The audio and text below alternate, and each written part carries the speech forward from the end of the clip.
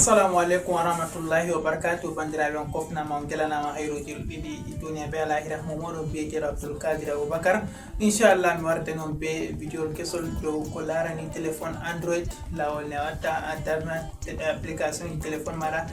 to ɗiɗon gara mise à jour be hoore maji warta gatta mise à jour be hoore maji surtout noon a waɗani application man mise à jour. Ngam waɗugo mise à jour application be hoore muɗum ɗo yara connexion bandiraɓe, ta anda hande a anda vidéo je maɗa inchallah to connexion ɗo timma téléphone maɗa mere ɗo ɗum vidéo maɗa bandam hidde kon yehi dara vidéo ni haɓɓilatorako bandiraɓe. Miɗon mari haaje hedi jungo a ñamola yan haɗo waɗi s abonné ɓiɗɗanen dow ton bandam, ta ɓiɗi dow ton a yiyan waddante lunguriyel gotel non to ɓonta toɓɓere woore sa yiya do toɓɓere sai ko gartan konta ton ta yi do tanton go a yiyan je dow ɗum ɓaleyel sa yiya dow magel, to a yi dow magel ni shikenan a abonné a chaîne je Fasan TV. Lato to kala nde mi waɗi vidéo premier jak an on premier larugo vidéo majum bandam,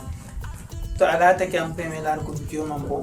hande a latake premier jango a latato premier kala komi waɗi do téléphone Android jak wala je darete an maɗo lara ɗum be koye ɗum wala wigo sete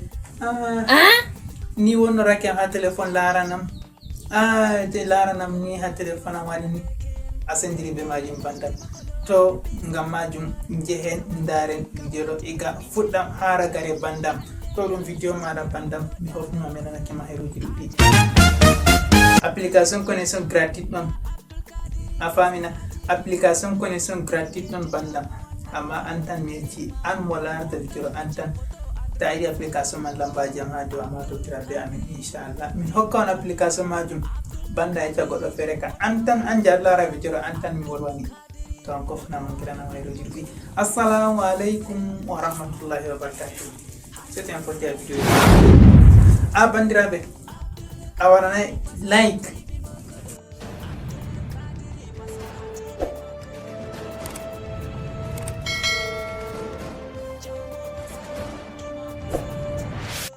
bandiraɓe on kofnama on gelanama hayruji ɗuɗɗi duniya be alahira mo moɗon biyeteɗo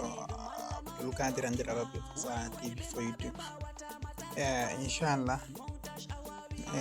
marde noon be vidéo kesol bandiraɓe ɗuɓɓe ro sinka connexion maɓɓe to wari ɗo timma law,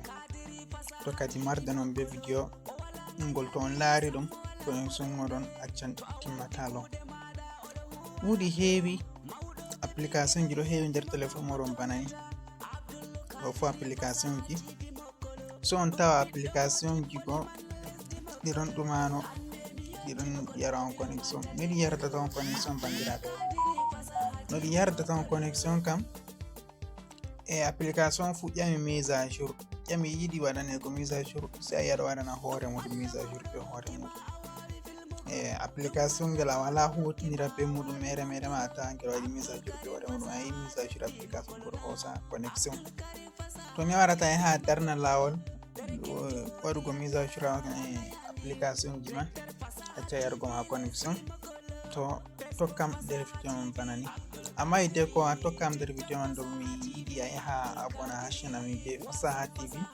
ta abonné ha chaîne je Fasaha TV a ɓiɗana vidéo majum like a hosa nden bo a partage na sobiraɓe maɗa vidéo majum, a partage ha ɓiɗana vidéo man like a abona ɗo on mara haje bandam a hofna hayruji. Aran man ni wara tefa application maɗa je Play Store nga darna ɗo majum, nda application meɗen je Play Store en nasti, ta nasti application man je profile je Play Store nani gal ɗon a warata télécharge kala application fa Play Store. To sai wara a yiyan alama ba photo goɗɗo ni ha dow ɗo, min a yiyan ɗum photo hatton, an bo fotai a yiya photo maɗa hatton, a ina ha ton, to a ini ha ton a yiyan parametre ha les to waɗi setting, nda ha setting man sai wara a iya setting, to a yi setting sai a yiyan ha waɗi network ɗo, nda je ɗi acci je premier wara nasta je deuxième ɗo network, ta nasti ha network ɗo sai wara nasta auto update app, nda ɗum ɗo ada limigal do 1 2 3 4 je 4 man on a warata nasta, ta nasti ha je 4 man ɗo ni shikenan a yiyan kungel man ɗo dangel ɗo ngel ɗo active ha ɗo, dangel ngel ɗo active ha ɗo, a yiyan ngel ɗo active hatton. to ne a watta hausa wartira ngel warta haɗo. Ɓawi gonire roni ngel ɗon waɗa mise à jour application ji maɗa sappo to ha dow jeɗo ngel woni kam ngel waɗa mise à jour application ji maɗa ta tawi haje dow kam ma nde weyti fu ngel ɗo hosa connection tan kam. Ta tawi ha dow je dow ngel ɗo hosa connection, ta tawi ha dow jeɗo ma itta ngel ha dow jeɗo wartira ha jeɗo, ngam ta wartiri haje jeɗo ta ɗo connecti wifi ma ngel waɗanta mise à jour, amma ta connecti ngel téléphone ma tan ngel waɗanta mise à jour, amma ta wartiri gal less wala mise à jour je application ɗi play store waɗantama mise à jour application ko irara jete ɗo on kadi ta waɗi banni man ɗo application ko da yami mise à jour ma waɗata mise à jour be hoore mum so taw non a wari a nasti a waɗi mise à jour application majum be hoore maɗa. Amma kadi bandiraɓe acce waɗugo application jon yama mise à jour be hoore muɗum, musamman WhatsApp e Facebook to faɓɓi dessin cakon nasta play store non lara WhatsApp mon yiɗi mise à jour na ko yiɗa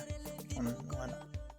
To ɗo on lawol ne a waɗata darna téléphone maɗa yarugo connection bandam a ofna mayranama e julbi. Assalamu aleykum warahmatullah. So ken botti a vidéo je yeeso ta jite abonne go partage go